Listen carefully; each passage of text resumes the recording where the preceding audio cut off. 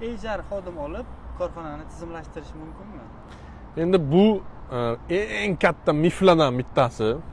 Nafaqat HR xodim olib, general direktor olib, CEO deydi-ku, hozir nima bo'lib ketgan, trendga chiqib ketgan bunaqa xodimlarni olib korxonani tizimlashtirish mumkin. Lekin o'sha xodimni tizimiga, o'sha xodim qurgan tizimga bog'liq bo'lib qoladi. Keyin men sizlarga bitta narsani tushuntiray. Tizimlashtirish degan o'zi sohani o'zi yo'q. Xuddi bir tibbiyotga o'xshab turib, sog'lomlashtirish degan bir soha yo'q-ku. Quloqni alohida odam davolaydi, burunni alohida odam davolaydi. Oshqozonga alohida odam bor.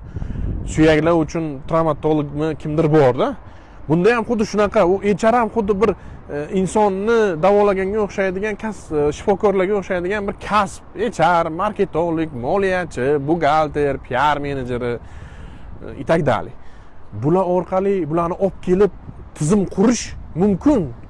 Lekin o'shanni odamni o'ziga taqalib, o'sha odamni o'ziga bog'lanib qoladigan narsa bo'ladi. Bu sele bitta sistema bo'lmaydi. Ya'ni bir metodika asosida korxonani o'zida qurilgan bir tizim yaralmaydi, boshqaruv paydo bo'lmaydi. Ular ketdi, o'sha sistema yana barbod bo'ladi. O'sha uchun korxonani noldan komanda orqali, konkretni bitta metodika orqali ketma-ketlikda tartibga solish kerak bo'ladi.